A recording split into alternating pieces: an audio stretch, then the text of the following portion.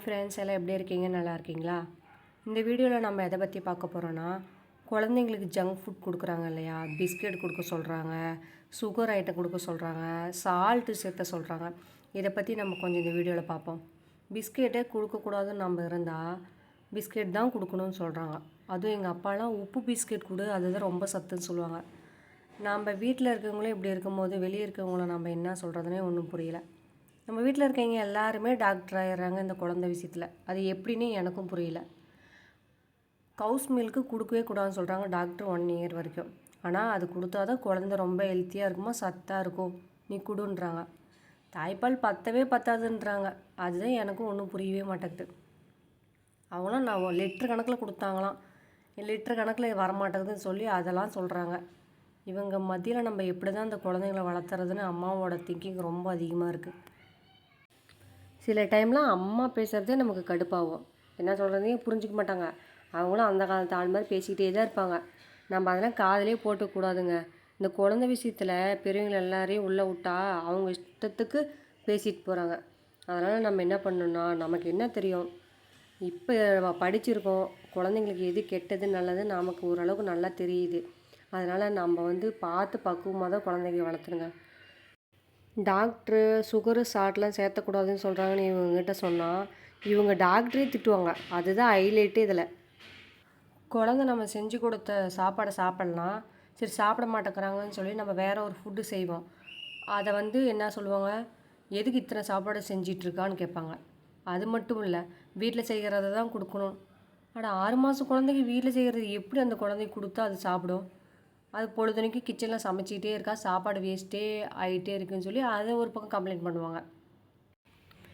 இத்தனை செஞ்சு கொடுத்தோம், குழந்த வெயிட்டே போடலைன்னா அதுக்கு ஒரு ட்ராமா பண்ணுவாங்க பாருங்கள்.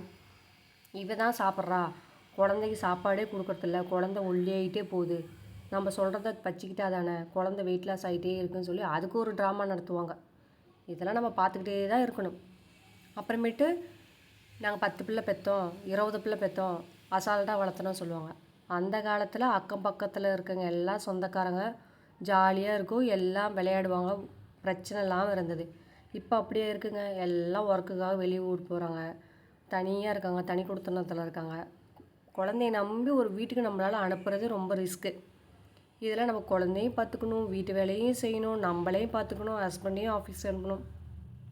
இவ்வளோ ஒர்க் இருக்குது நமக்கு. இதெல்லாம் ஒரு விஷயமாகவே அவங்க கன்சிடர் பண்ணவே மாட்டேன்றாங்க. எனக்கெலாம் 4 இயர்ஸ் கழிச்சு தாங்க குழந்த பிறந்தது. அதனால் நான் யார்கிட்டையுமே கொடுக்குறதில்ல, நான் மட்டும்தான் பார்த்துக்கிறேன். அதனால் கஷ்டமாக தான் இருக்குது. ஆனால் இவங்க கொடுக்குற பிஸ்கெட்டு, சுகர் ஐட்டத்தெல்லாம் பார்த்தாவே எனக்கு பயமாக இருக்குது. கடைக்கு போனாவே சாக்லேட் இல்லாமல் வீட்டுக்கு வர மாட்டுறாங்க. அது குழந்த சாப்பிட்டா நல்லா இருந்தால் சாப்பிட தான் செய்யும். அதுக்கும் சாப்பிட்றாங்கன்னு சொல்லி நம்ம இஷ்டத்துக்கு கொடுக்கக்கூடாது. பின்னாடி நமக்கு தான் அது பிரச்சனையில் வந்து முடியும். அதனால் நீங்கள் குழந்த வச்சுருந்தீங்கன்னா ப்ளீஸ் தயவு செஞ்சு செல்ஃபிஷாக வளர்த்துங்க. இந்த விஷயத்தில் யார் பேச்சையும் கேட்காதீங்க. மாமியார் அதை சொன்னாங்க இதை சொன்னாங்கன்னா அவங்க குழந்தைங்க அவங்க இஷ்டத்துக்கு தானே வளர்த்துனாங்க, நாம் சொன்னால் கேட்க மாட்டாங்கல்ல. அது மாதிரி உங்கள் குழந்தையும் நீங்கள் செல்ஃபிஷாக வளர்த்துங்க, அதுதான் நமக்கு நல்லது.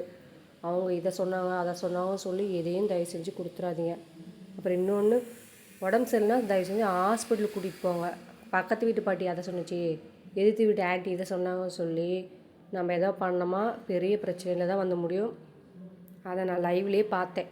அதனால் குழந்தை விஷயத்தில் நம்ம எதையுமே ரிஸ்க் எடுக்கவே தேவையில்லை. நம்ம விருப்பத்துக்கு நம்ம பண்ணிக்கலாம். அதுதான் என்னோடய கருத்து இதில்.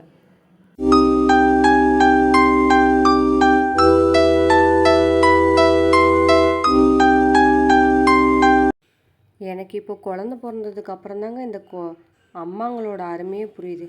பாவங்க இந்த அம்மாங்க ரொம்ப கஷ்டப்படுறாங்க இந்த சொசைட்டியில்.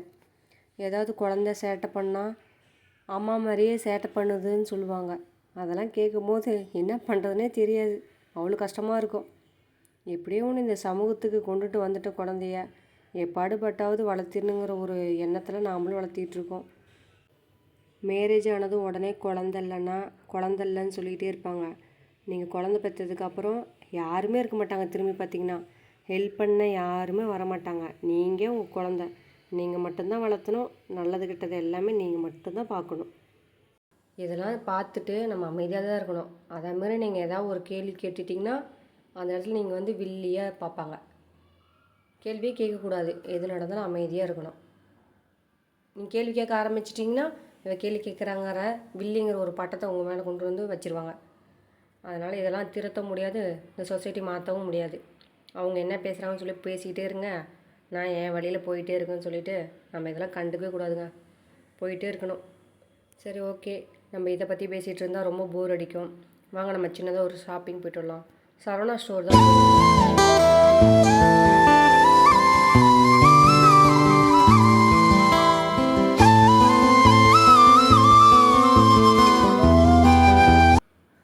ஒன்றாந்தேதி தான் போயிருந்தோம், வெனஸ்டே அன்னைக்கு.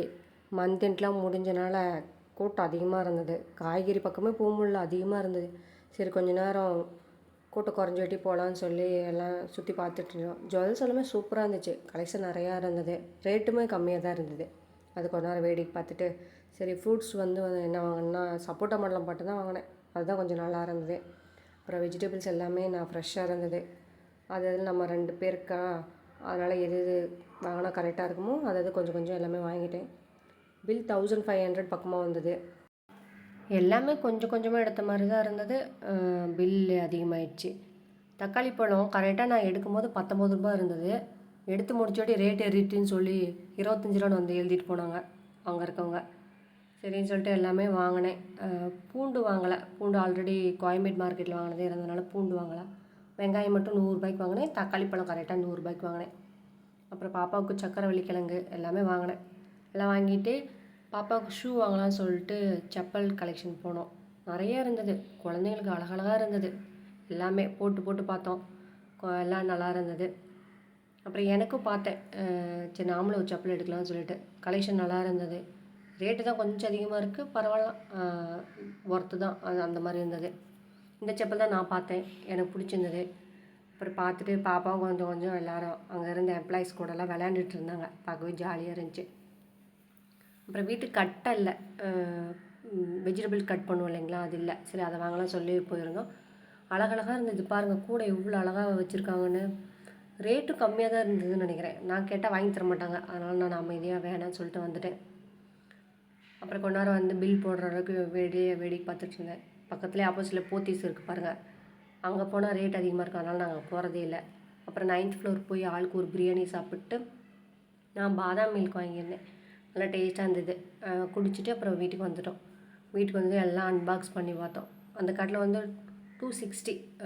பழசோடு இது ரொம்பவே நல்லா இருந்தது, கம்ஃபர்டபுளாகவும் இருந்தது. சரி, ஓகேன்னு சொல்லி எல்லாத்தையும் அன்பேக் பண்ணி எடுத்து வைக்கிறதுக்குள்ளே ஈவினிங் ஆயிடுச்சு. எனக்கு டேவே ஃபுல்லாக இப்படி தான் போணுச்சு. இந்த வீடியோ உங்களுக்கு பிடிச்சிருந்தால் லைக் பண்ணி கமெண்ட் பண்ணுங்கள். உங்களோட எக்ஸ்பீரியன்ஸும் ஷேர் பண்ணுங்கள். Okay, thank you.